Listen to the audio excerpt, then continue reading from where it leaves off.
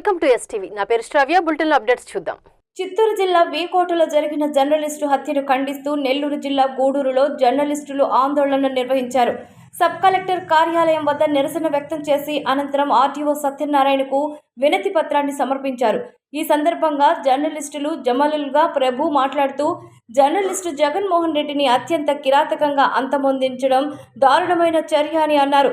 సమాజంలో 4వ పిల్లర్గా ఉన్న మీడియాపై దాడి హేయమైన చర్య అని అన్నారు.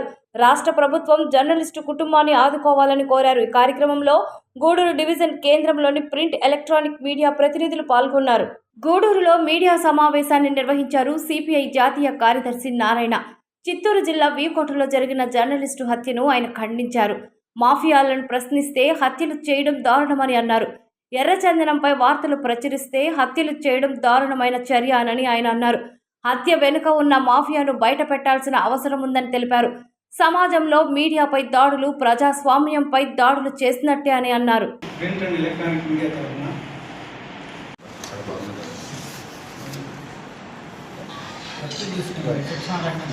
వీకోట మండలంలో దారుణమైన సంఘటన చోటు చేసుకుంది.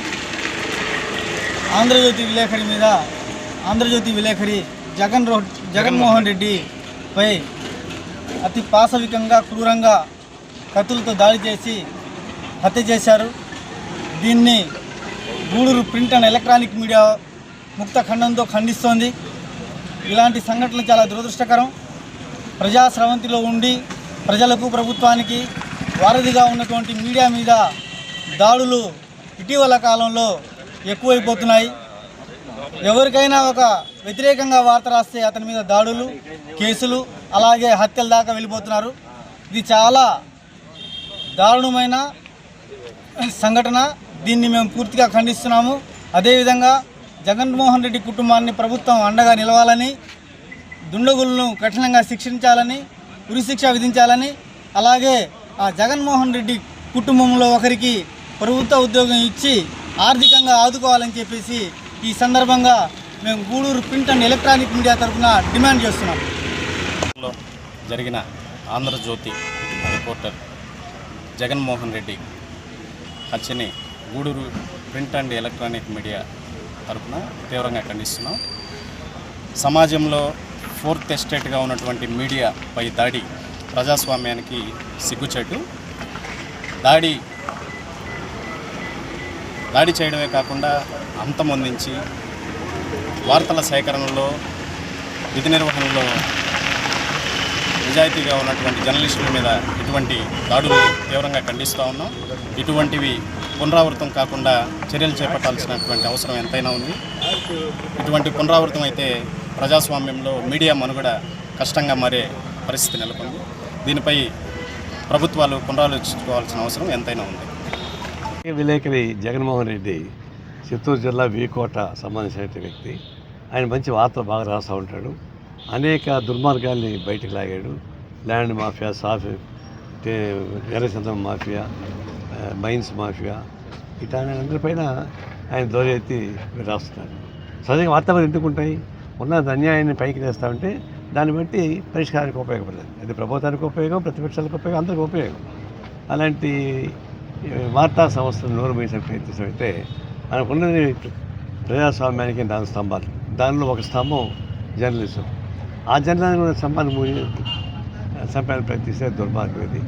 ఇది ఒక తమాషా ఏంటంటే, ఏ ప్రభుత్వాలు వచ్చినా ఈ ఇసుక మాఫియా, తర్వాత ఎర్రచంద్రం మాఫియా, మైన్స్ మాఫియా అది కంటిన్యూ అవుతూనే ఉన్నాయి.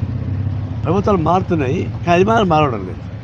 మరి ఒక ప్రభుత్వం కూడా చెప్తా ఉంటారు, వాళ్ళు చేశారంటుంటారు. అధికారులకు వచ్చి వీళ్ళు ఏం చేస్తా చేయడం లేదు. మొత్తానికి కింద జరిగేటువంటి సమాంతర ప్రభుత్వం, మాఫియా సమాంతర ప్రభుత్వం నడుస్తూ ఉంది. దాన్ని ఏ రాజకీయ పార్టీ అధికారులకు వచ్చి ఎవరు దాన్ని కంట్రోల్ చేయడం లేదంటే అర్థం అధికార పార్టీకి వీళ్ళకి లింకులు ఉంటాయని అర్థమైపోతా ఉంది. ఈ చాలా దుర్మార్గం మీద మేము తీవ్రంగా ఖండిస్తూ ఉన్నాం.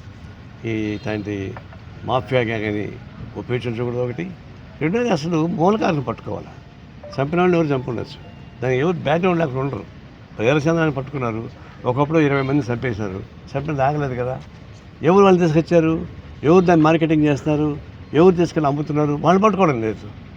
తర్వాత డ్రగ్ మాఫియా అంటున్నారు, చిన్న చిన్న పట్టుకుంటున్నారు. కానీ దాన్ని సరఫరా చేసేది ఎవరు, తయారు చేసేది ఎవరు, వాళ్ళు పట్టుకోవడం లేదు. అంటే మూల స్తంభాన్ని పట్టుకోకుండా వాళ్ళు ఉడిపించి పైకి ఉండేటువంటి వాళ్ళు మాత్రం పట్టుకుంటున్నారు. ఇది మౌలికంగా ఈ దుర్మార్గాలకి మూల పురుషటువంటి ఆ స్తంభాన్ని పట్టుకోకపోతే సాధ్యం కాదు. అది ప్రభుత్వం తీవ్రంగా ప్రశ్నించాలి. కానీ ప్రభుత్వం ఏమిటంటే ఎవరు మనకు అనుకూలంగా ఉంటారని అనుకుంటాడు, ఏమంటే సాచివేత వైఖరి. అందువల్ల దుర్మార్గాలు నడుస్తున్నాయి. తక్షణం దాని బ్యాక్గ్రౌండ్లోనూ పట్టుకోవాలి. కేవలం చంపినవాడే కాదు, చంపినడానికి మూల కారణం అంటే వాళ్ళు కూడా ఎవరు ఉంటారు, లేకుండా ఉండే ప్రసక్తి లేదు. అది సొంతంగా చేయలేని కుదరదు.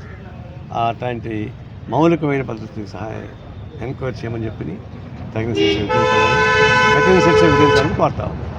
ఇవి ఇప్పటి వరకు ఉన్న bulletin updates. Keep watching STV. మేము చేసే వీడియోస్ మీకు నచ్చినట్లయితే లైక్ చేయండి.